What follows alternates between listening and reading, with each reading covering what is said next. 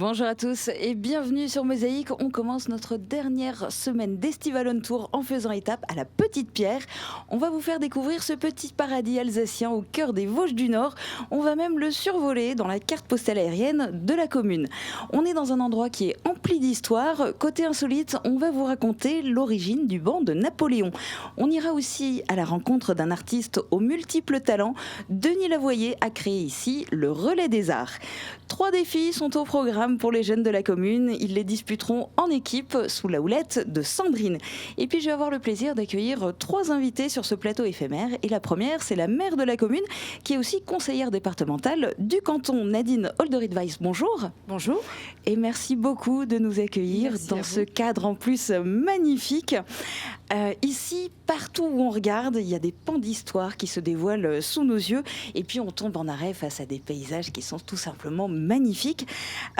Pourtant, la Petite Pierre, ce n'est pas une ville-musée, c'est une ville qui vit. Racontez-nous. Absolument. Tout d'abord, bienvenue dans ce paradis de verdure où règne, je dirais, la sérénité, le calme, la tranquillité et où il fait bon vivre, vraiment. Donc la Petite Pierre est une commune de 630 habitants, effectivement, qui s'amplifie de par l'arrivée des touristes. Et il y a une vie, comme vous l'aviez indiqué, tout au long de l'année, pour ses habitants. La Petite Pierre, j'ai pour habitude de dire, est une commune un petit peu spécifique. Alors il y a 630 habitants. Néanmoins, la gestion ne se fait pas de la même façon parce qu'effectivement, vous avez évoqué tout le patrimoine historique présent, tous les sentiers. Je pense que vous en parlerez tout au long de l'émission, donc je ne vais pas le développer. Mais en tout cas, ça demande une gestion très fine. La participation des habitants aussi, qui pour moi est essentielle. Et on a d'ailleurs 3 journées citoyennes qui sont déjà déroulées au sein de la commune et où tout le monde est mobilisé et où on a vraiment cette passion de notre commune. Et voilà, le cadre est absolument exceptionnel. Avec aussi, côté gestion, je suppose que ça joue. Il y a une spécificité ici, c'est que la Petite Pierre, en réalité, sont plusieurs sites. Absolument, absolument. Donc vous avez le village principal de la Petite Pierre qui s'étend de par la vieille ville où nous sommes aujourd'hui, jusque la rue du Général Compagnon. Et nous avons également 2 hameaux, Imstal, Coltal. Alors vous le disiez, 630 habitants, mais énormément de touristes. Je ne sais pas d'ailleurs si on a des chiffres précis. Du coup, dans le village, forcément, l'économie se porte bien. Il y a plein de commerces, il y a des entreprises. Alors nous avons la chance effectivement à la Petite Pierre, déjà on a une spécificité pour une commune de 630 habitants, c'est que nous avons aujourd'hui un fort taux en termes d'hébergement. Donc nous avons 10 restaurants, 5 hôtels avec des gîtes, des meublés. Donc déjà c'est très spécifique. On a un joli centre de vacances également. Nous avons énormément de services et de commerces qui sont présents, de beaux partenariats aussi, puisque nous avons la chance ici d'avoir le siège du Parc naturel régional des Vosges du Nord. Nous avons la chance aussi d'avoir le siège de l'Office de tourisme intercommunal, donc de la communauté de communes du pays de Hanau-la-Petite-Pierre, l'Office national de la chasse et de la faune sauvage. Nous avons 2 jeunes médecins qui se sont installés. Nous avons la gendarmerie. Il y a la Poste qui est aujourd'hui devenue une agence postale communale. Nous avons un coiffeur, enfin le boulanger, les artistes, les artisans. Il y a vraiment une panoplie, j'allais dire, d'éléments, de choses et d'acteurs locaux qui sont présents et qui sont prêts à vous accueillir les bras grands ouverts. C'est vrai que c'est énorme. Je suppose que vous êtes conscient de à quel point vous avez rendu un très grand nombre de maires de France très jaloux là sur ce coup-là. Ah oui. C'est souvent le problème dans les petites communes, réussir à conserver des commerces ou à en faire revenir. Absolument. Ici, la question ne se pose pas du tout. Pour les habitants, tous ceux qui ont des enfants. Comment ça se passe pour les petits? Ils vont où à l'école? Alors, nous avons, il y a quelques années, organisé un regroupement pédagogique intercommunal, donc avec des communes avoisinantes, Petersbach, Strout, Tiefenbach, et donc avec les maires concernés. Donc nous avons, et bien sûr avec l'inspection d'éducation nationale, nous avons organisé donc les différentes classes. La Petite Pierre, nous avons la chance aujourd'hui de conserver 2 écoles, le CM1 et le CM2, avec lesquelles aujourd'hui, dans le cadre de la, je dirais de la revitalisation aussi que nous avons mis en place, c'est de mettre en place très prochainement un conseil municipal des enfants. Et ça, c'est une très grande fierté et je pense que c'est très important d'y associer les enfants. Bah oui, voilà. Parce que vous parliez de participation citoyenne, donc du coup, dès les plus jeunes. Et est-ce qu'il y a du périscolaire aussi? Comment ça se passe pour eux? Alors, pour l'instant, nous n'avons pas eu les moyens, les ressources pour organiser. C'était un petit peu compliqué pour organiser un vrai périscolaire.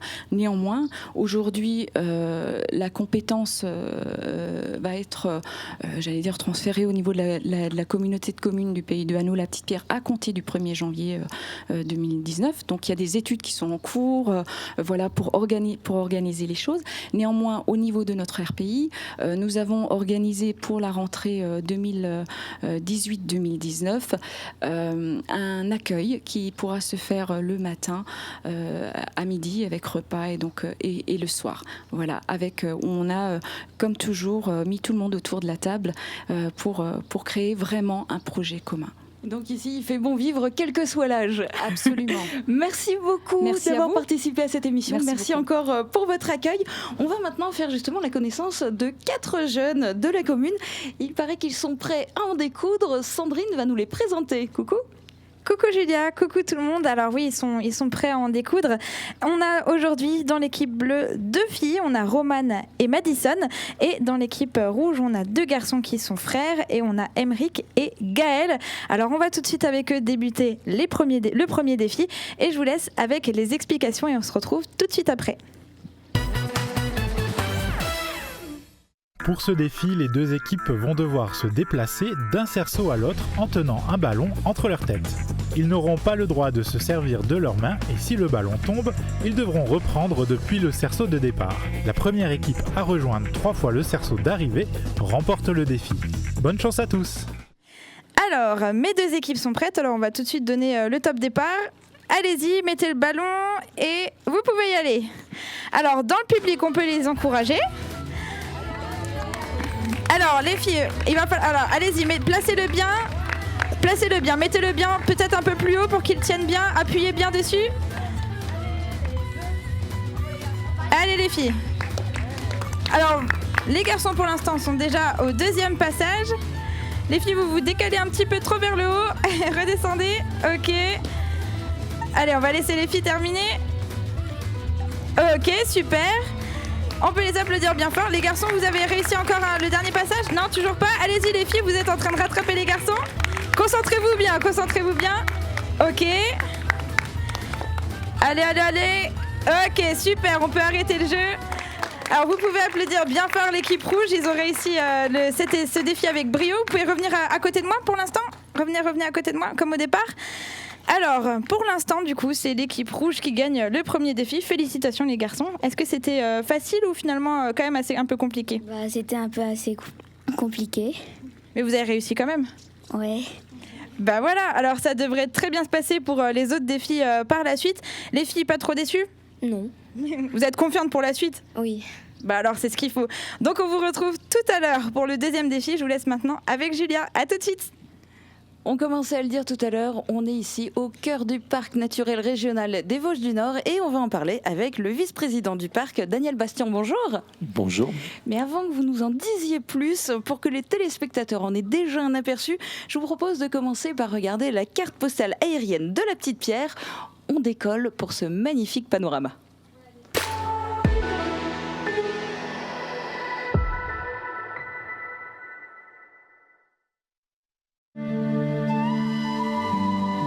Bienvenue à la Petite Pierre, le cœur battant des Vosges du Nord. Classée réserve mondiale de la biosphère par l'UNESCO, cette commune d'à peine plus de 600 habitants dispose d'innombrables ressources touristiques naturelles, architecturales et culturelles.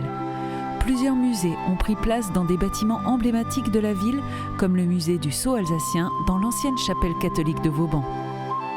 Le château était la résidence des comtes de Lutzelstein et en particulier de Georges-Jean de Veldenz, dit Gérians.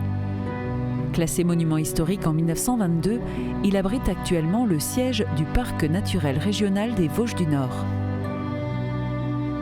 Située derrière l'actuelle mairie, la maison des Païens, construite en 1534 sur un gros rocher, domine la vallée. Elle tient autant de l'architecture militaire que civile et sert actuellement de lieu d'exposition. Avec une superficie de 2099 hectares, dont plus de 49 de surface boisée, les alentours du village sont le paradis des randonneurs et des amoureux de la nature. Le grès des Vosges est présent partout, à la fois dans le paysage et sur les maisons. Pas de colombage ici ou très peu, l'habitat des Vosges du Nord est de grès rose, tout comme son festival de jazz estival. Géographiquement, la Petite Pierre est découpée en plusieurs petites entités. Le Städtel et la ville féodale, c'est le château qui a conditionné son allure. Se dessinent ensuite le faubourg et les quartiers et lieux-dits limitrophes. 2 hameaux au sud du banc communal, Kohltal et Imstal, et 2 lieux-dits situés sur la limite communale, la Rotlach et le Lostal. Destination touristique de charme, ici profitez à votre gré des Vosges du Nord.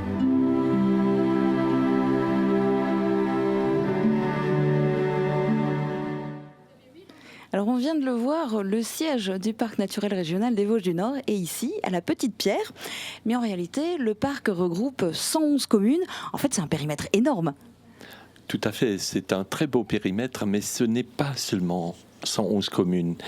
C'est tout un territoire qu'on veut faire partager à des gens qui viennent d'un territoire encore plus vaste. Donc, vous disiez les 111 communes, bien sûr, elles vont de Wissembourg au port de Saverne, de Phalsbourg au sud au port de Sarreguemines, Wolmöster, et donc, mais nous avons également des représentations de la part de gens de Haguenau, de Strasbourg, mais également du côté lorrain, donc de Sarreguemines. L'avantage qu'il y a, c'est que nous travaillons ensemble parce que ce parc, c'est l'Alsace et la Moselle. C'est déjà depuis des décennies qu'on a le plaisir de travailler ensemble, de connaître nos forces et nos faiblesses. Et c'est ça notre richesse. Et avant que ce soit le Grand Est, alors en plus, le parc fait aussi partie de la réserve de biosphère transfrontalière des Vosges du Nord, Pfälzerwald. Tout à fait, tout à fait. Nous avons eu, par l'UNESCO, nous avons eu cette reconnaissance qui est effectivement mondiale. Mondiale parce qu'aujourd'hui, certes, pour nous, pour la France, avoir un parc parmi les 53 parcs de France qui font à peu près 15% du territoire national, c'est une chose, mais quand il y a des Asiatiques, quand il y a des Américains qui veulent venir, ils regardent ce qui se passe dans les réserves de l'UNESCO. Et là, nous avons, nous aussi, la chance et le plaisir de travailler avec les Allemands sur le parc du Palatinat, sur des thèmes comme le lynx, comme d'autres sujets. Quelles sont les missions principales du parc ? Donc effectivement, les missions très importantes du parc, c'est la faune et la flore, mais c'est aussi la culture, les musées. Je crois qu'on est riche de musées sur ce territoire. Et c'est également l'urbanisme. J'ai le plaisir de présider cette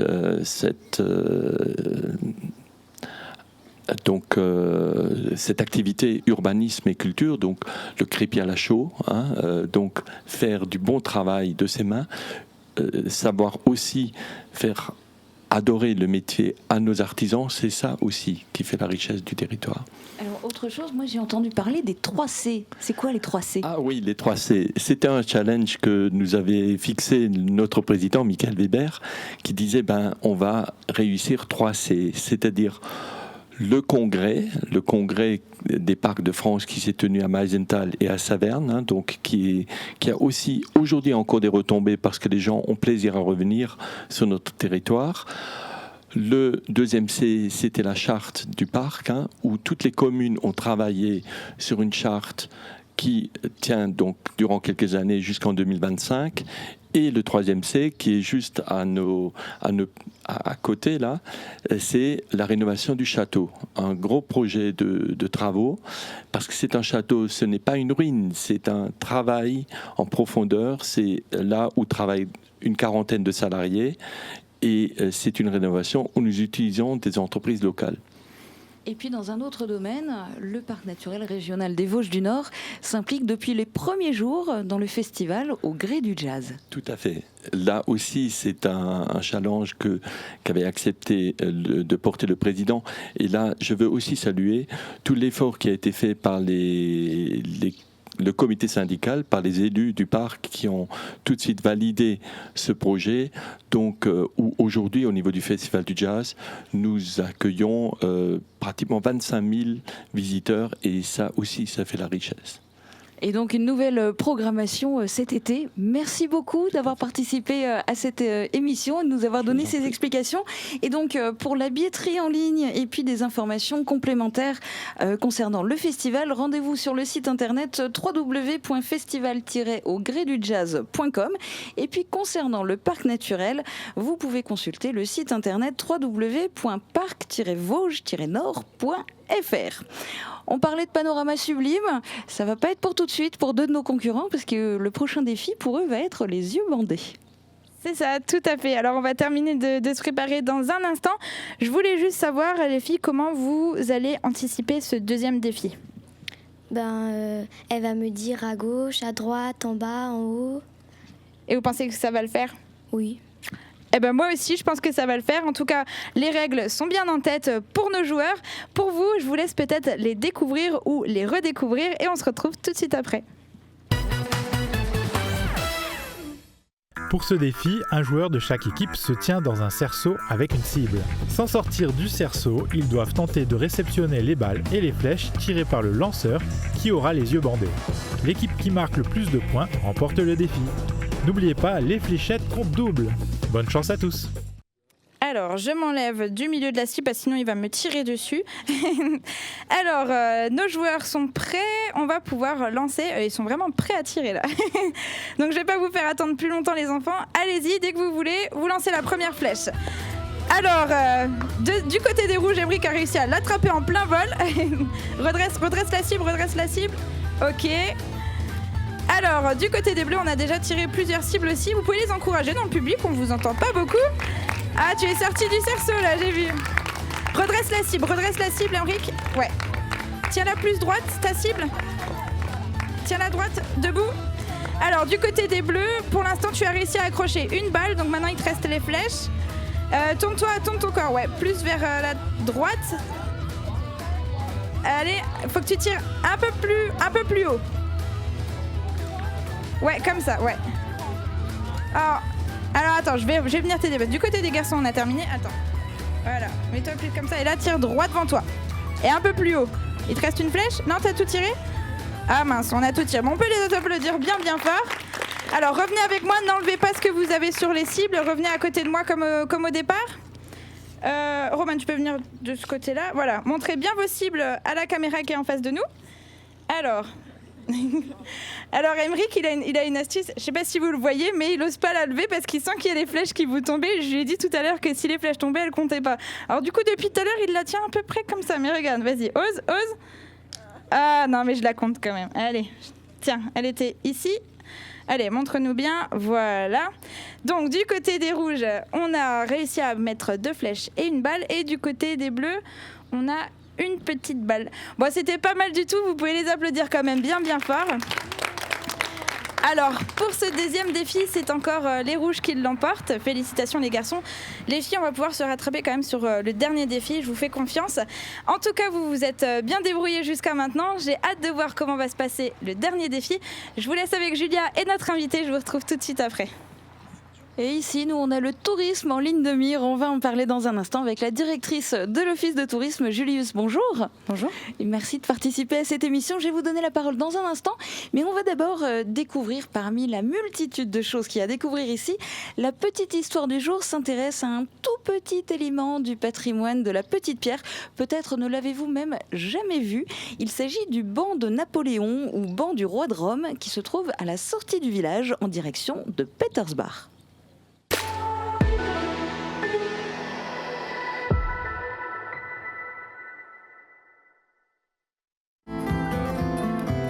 Même s'il n'a aujourd'hui plus vocation à accueillir le voyageur fatigué, ceci est un banc, et pas uniquement un élément de décor.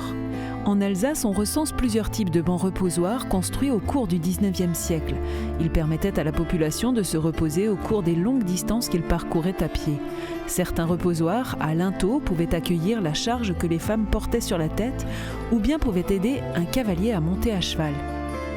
Celui-ci est un Nabelebank, banc de Napoléon. 125 bancs comme celui-ci ont été construits aux frais des communes en 1811-1812 pour commémorer la naissance de l'Aiglon, fils de Napoléon Ier et Marie-Louise d'Autriche. Le préfet avait écrit aux municipalités les recommandations suivantes concernant ces monuments de pierre. Derrière ces bancs seront plantés 4 à 5 arbres. Il faut qu'un jour chacun dise, en se reposant sous ces ombrages, « Nous le devons au roi de Rome ». On s'en rend particulièrement compte depuis le début de cette émission. Il y a de l'histoire, du patrimoine, des musées à foison. Julius, qu'est-ce que vous conseillez de visiter, de voir en priorité à la Petite Pierre et dans les environs ? Je dis en priorité parce qu'on ne peut pas tout citer. Alors effectivement, on a l'habitude de venir à la Petite Pierre pour la gastronomie en premier lieu. Mais bien sûr, il y a la vieille ville aussi. Votre reportage l'a très bien montré tout à l'heure. Aujourd'hui, le château est fermé pour les 2 ans à venir, mais on a quand même des petites pépites à découvrir à la Petite Pierre, notamment un endroit insolite que personne ne connaît, qui sont les citernes souterraines. Donc c'est à découvrir, c'est un petit chemin en forêt, et c'est un endroit où il fait frais. Et aujourd'hui, avec un temps pareil, c'est juste délicieux d'y aller. Il y a d'autres endroits, bien sûr, sur le territoire à découvrir juste autour. Pour les plus connus, vous avez bien sûr les maisons des Rochers, des maisons dites troglodytes à Grove. On a le musée Lalique qui est très connu, Château de Lichtenberg, et on a également d'autres pépites un peu moins connues sur le territoire, comme le refuge à Dossenheim, etc. On a un petit pass qui est à découvrir à l'Office de tourisme et dans les sites participants, où on offre la gratuité pour le tarif réduit pour le 3e site visité et la gratuité pour le 5e. Donc pour découvrir un peu les pépites du secteur, c'est l'idéal. Super. Et puis alors pour animer tout ce qui est à voir dans le secteur, il y a aussi des expositions et des visites guidées. Bien entendu, l'Office de tourisme organise un programme de visites estivales avec les partenaires du territoire. Donc aujourd'hui, on a un flyer qui est disponible à l'Office avec toute la liste des visites que vous pouvez faire. Ça passe des synagogues qu'on connaît moins sur le territoire, le patrimoine juif, aux lieux beaucoup plus connus comme le château de Lichtenberg, où en ce moment, vous avez une exposition assez remarquable sur l'histoire des habitants du territoire pendant la guerre de 39-45. Ça, c'est une vraie pépite avec des témoignages d'habitants, c'est génial. Si on veut un minimum avoir un aperçu à peu près correct de l'essentiel qui est à voir dans le secteur, il faut prévoir combien de temps ? Ça colle, je vous dirais 1 semaine. Bien sûr, j'ai toujours envie de vous garder plus. Mais je pense qu'1 ou 2 journées, c'est le minimum pour voir un petit aperçu. Puisqu'on est, ce que j'oublie, bien sûr, c'est que notre premier patrimoine ici, c'est la forêt, c'est la nature. Et c'est rien que pour profiter de cet aspect-là, 1 demi-journée pour des petites balades, que ce soit ici en forêt, sur la Petite Pierre ou au Basberg à Buxwiller, on a de quoi faire et quoi découvrir pour tout type de personnes et toute famille. Donc il faut venir découvrir le territoire. En plus, on en parlait tout à l'heure avec la maire de la commune, il y a énormément de types d'hébergements qui sont proposés, donc on peut venir facilement. Tout à l'heure, avec Daniel Bastian, on parlait du festival du jazz, mais dans le secteur, il y a aussi un autre festival de musique. Oui, tout à fait. Donc il faut savoir que le secteur est un territoire qui est très animé, où il se passe beaucoup de choses toute l'année. Donc le festival de jazz qui est extrêmement apprécié dans ce magnifique cadre de la Petite Pierre. Et on a au mois d'octobre un mini-festival de musique juive pour découvrir cet aspect moins connu de la culture sur le territoire, qui est le judaïsme alsacien. Et donc il y a des concerts tout au long du mois d'octobre dans différents sites du territoire, des synagogues qu'on découvre moins tout le reste de l'année. Mais il n'y a pas que la musique, il y a aussi Noël, il y a aussi d'autres moments dans l'année journée qu'il ne faut pas louper. Oui, les temps forts de marché de Noël, etc., je suppose. Ok, merci beaucoup. Il y a tellement de choses à voir, à faire ici qu'on ne peut pas en faire mieux qu'en donner un aperçu. Donc voilà, le message est passé. Venez à la Petite Pierre. Et puis tant qu'à faire, commencez votre balade en allant à l'office de tourisme et vous pourrez comme ça vous concocter votre programme de visite sur mesure. Nous, pour le moment, on va se tourner vers les jeunes parce que c'est l'heure du 3e défi. Tout à fait. Alors, je vais même pas les faire attendre 1 minute de plus parce qu'il commence à faire très chaud ici. Je crois qu'ils ont qu'une envie, c'est de se mouiller, surtout sous leur kawaii où il doit faire très très chaud. Donc, je vous laisse découvrir les explications et nous, on se met en place. 2 joueurs, munis d'un kawaii, sont placés dans un cerceau avec un bol sur la tête. Les 2 autres joueurs, armés d'un pistolet à eau, doivent tirer dans le bol sans sortir de leur cerceau. L'équipe qui réussit à remplir le plus le bol remporte le défi. Bonne chance à tous! Alors, je vois déjà Romane qui est prête à pencher son bol. Alors, tu as le droit de le pencher, mais il faut juste faire attention de ne pas le pencher trop parce que sinon, tu risques de faire tomber toute l'eau qu'il y a dedans. Ce serait dommage. Alors, de l'autre côté, les tireurs sont prêts, sont déjà en train d'armer leur canon à eau. Et dès qu'ils sont prêts, on va pouvoir siffler le top départ et ils seront partis pour 1 minute d'arrosage. C'est parti les enfants. Alors, dans le public, on continue de les encourager. C'est le dernier défi. Attention Romane, tiens-le bien au-dessus de ta tête, tu vas tout faire tomber. Alors redresse-toi un petit peu aussi Romane, tu peux te baisser un peu mais comme ça tu le tiendras mieux sans faire tomber l'eau. Allez, charge le plus Madison. Allez le bleu, allez. Voilà, hésite pas à charge plus. Ouais, vas-y, rechargez bien. Ok, Romane tu peux te baisser un petit peu comme ça tu en récupéreras mieux. Ok, et on est reparti. Alors moi je précise, là vous le voyez pas à l'écran, mais les pistolets sont très très lourds parce qu'ils ont une grande quantité d'eau. Donc ils sont très très lourds à porter.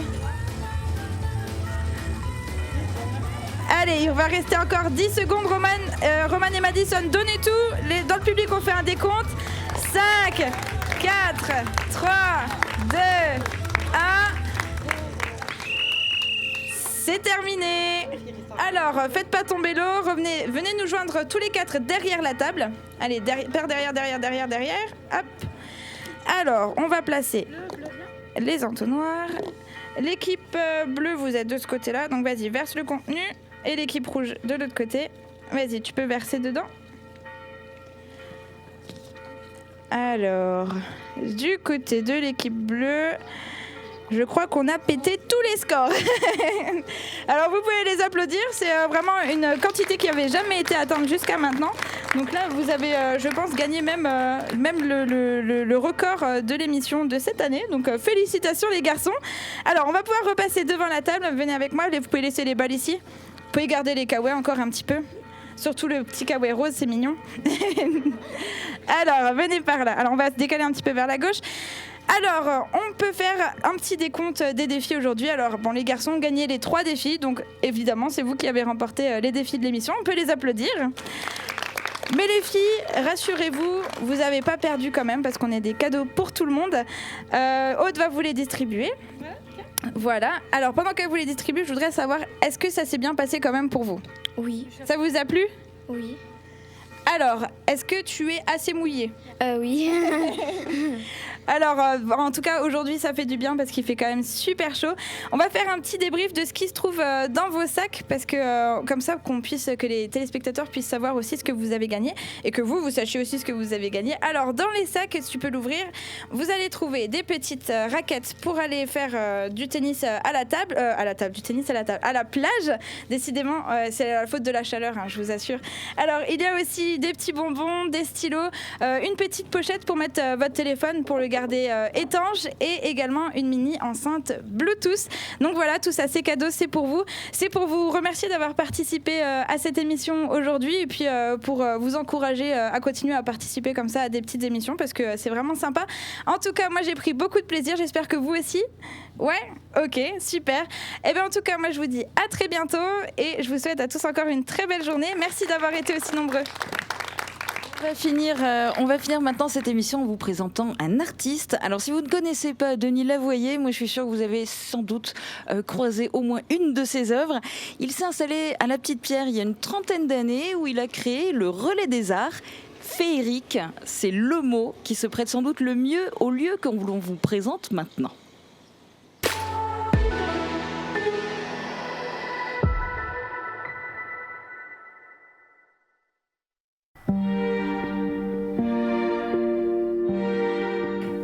Bonjour, je suis Denis Levoyer, j'habite à la Petite Pierre. Je suis artiste si vous voulez, je suis entré aux Beaux-Arts en octobre 1960 et depuis j'ai pas arrêté de faire diverses activités artistiques. Voilà. J'ai retravaillé un peu tout. Disons que les murs, les plafonds, il y a des plafonds peints, il y a des pavés dans la cour qui représentent des choses, etc. Donc, il y a toutes les techniques. Bon, j'ai commencé ma vie en faisant de la peinture et de la déco. De la déco, je suis passé à la restauration de fresques pour les monuments historiques. Ensuite, je suis passé au décor de théâtre. J'ai fait du décor de théâtre à Paris pendant 20 ans. Ensuite, du décor de théâtre, je suis passé au décor d'exposition. Et puis après, j'ai fait mes propres expos. Pour l'instant, on appelle ça atelier-musée parce que j'y travaille toujours. Et puis, il y a des tas de collections. Donc, il y a à la fois de la peinture, il y a de la sculpture, il y a des insectes, etc.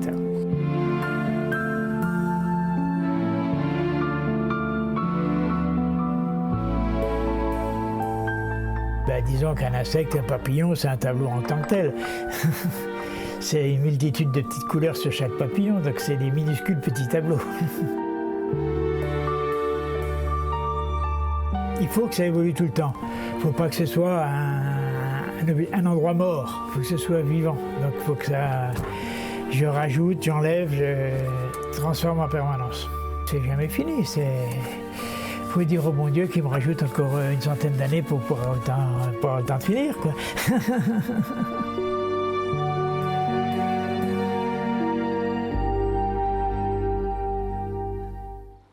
Ne passez pas à côté de ce lieu d'exception ici à la Petite Pierre. En plus, l'atelier musée est ouvert tous les jours jusqu'à la rentrée scolaire.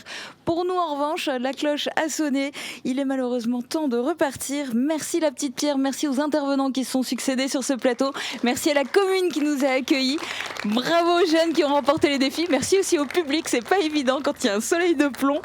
Et on vous donne rendez-vous demain dès midi sur Mosaïque et ce sera pour découvrir la commune de Bitche. Très bonne journée à tous, à demain.